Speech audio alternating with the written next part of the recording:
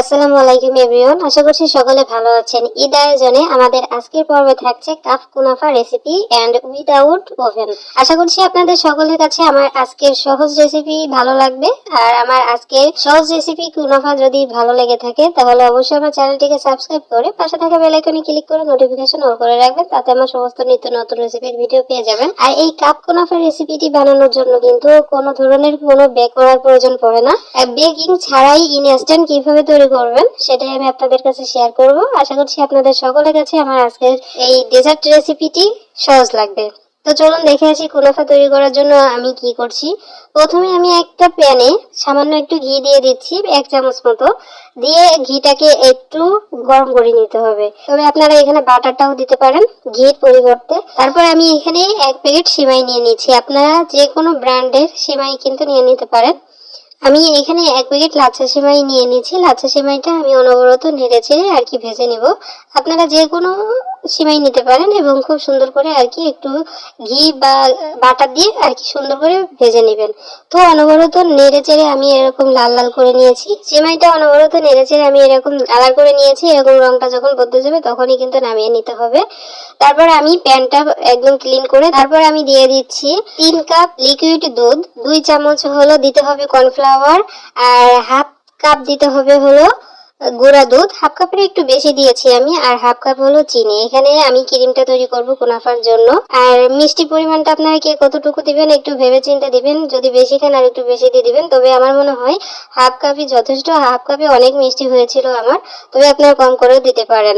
আর যেহেতু লিকুইড দুধ যখন জাল হতে থাকবে তখন কিন্তু মিষ্টি হবে দুধটা, আরো গুঁড়ো দুধেও কিন্তু মিষ্টি আছে। তো এখানে আপনারা মিষ্টির পরিমাণটা কম করে দিতে পারেন। আমি সমস্ত উপকরণগুলো দিয়ে খুব সুন্দর করে আর কি মিশিয়ে নিব অনবরত। জালটা ধরিয়ে দিয়ে কিন্তু অনবরত নেড়ে চেড়ে নিতে হবে, কারণ দুধটা যখন গরম হতে থাকবে তখন কিন্তু গুঁড়া দুধ আর হলো কর্নফ্লাওয়ার দেওয়া, এর জন্য কিন্তু দুধটা অনেকটাই গাঢ় হতে থাকবে। আর নিচ থেকে যদি ধরে যায় তাহলে কিন্তু কুনাফার ক্রিমটা খেতে ভালো লাগবে না, ধরে পড়ে গেলে কিন্তু খুবই সমস্যা, খেতে ভালো লাগবে না। তো দেখতে পাচ্ছেন অনবরত নাড়তে হবে।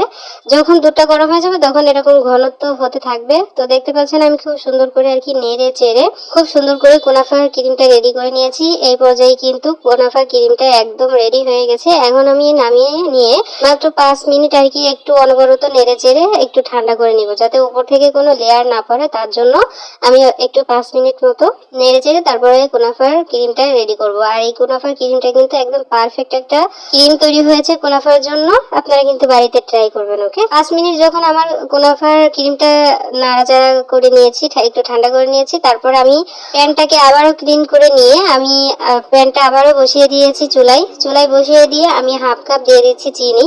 আর হাফ কাপের চিনির জন্য আমি দিয়ে দিব হাফ কাপ পানি। এখন চিনি এবং পানিটা খুব সুন্দর করে নেড়ে চেড়ে আমি আর কি গলিয়ে নিব চিনিটাকে।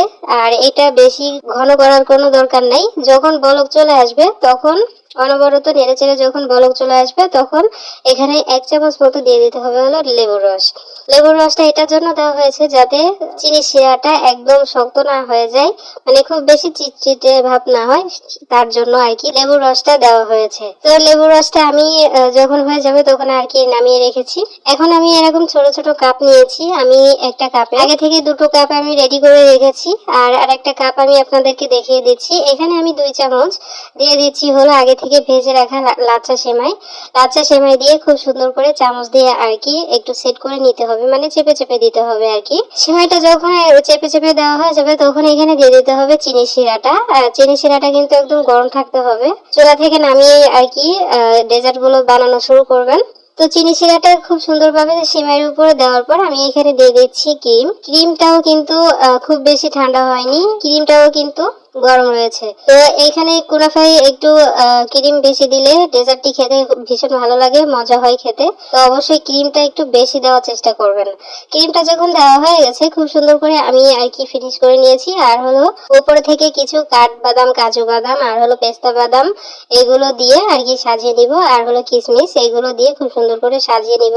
সাজিয়ে নিয়ে আমি আবারও এর উপর সেই লাচ্ছা সেমাই দিয়ে দিতে হবে। লাচ্ছা সেমাই দিয়ে আবারও খুব সুন্দর করে চেপে চেপে দিয়ে তারপর সেট করে নিতে হবে। আর তারপরে আবারও সেই চিনি শিরা দিয়ে দিতে হবে 1 চামচ মতো। চিনি শিরাটা দেওয়ার পর আবারও ক্রিম দিয়ে দিতে হবে। ক্রিমটা দিয়ে আবারও খুব সুন্দর করে ছড়িয়ে দিতে হবে চারিপাশে, যাতে সব দিক থেকে আর কি সমান দেখা যায়, সমান হয়। তার জন্য ক্রিমটা যখন খুব সুন্দরভাবে সমান করে দেওয়া হয়ে গেছে, আমি ক্রিমের উপর আরো কিছু কাঠবাদাম, পেস্তা বাদাম আর হলো কাজু বাদাম এবং কিশমিশ দিয়ে খুব সুন্দর করে আর কি ডেকোরেশন করে নিচ্ছি। তো দেখতে পাচ্ছেন, এই হলো আমার আজকের সহজ রেসিপি। কেমন লাগলো আপনাদের কাছে অবশ্যই কিন্তু কমেন্টস করে যাবেন। এই রেসিপিটি বানাতে কিন্তু খুব বেশি সময় লাগে না, একদম ইনস্ট্যান্ট বানিয়ে নেওয়া যায়, বানিয়ে খাওয়া যায়।